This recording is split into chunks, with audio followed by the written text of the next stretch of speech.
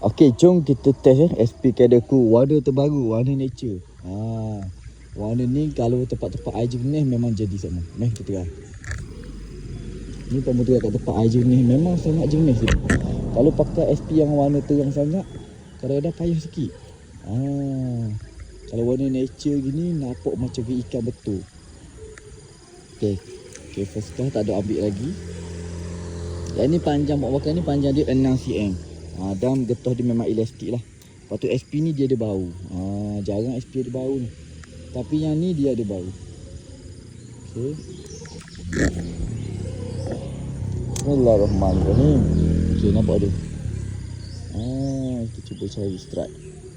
Spot ni biasa ada ikan haruang, ikan sepak, ikan puyuh, macam-macam ikan lah. Okey, strike yang pertama, alhamdulillah. Tu dia. Baru first strike dah. Alhamdulillah, dok kumpau. Ada. Awal-awal, alhamdulillah, dok kumpau semua. Itu dia strike menggunakan SP Kadoku yang terbaru. Ni dia. Sekmu kalau nak strike macam Pokmu ni, boleh dapatkan SP Kadoku. Ni dia.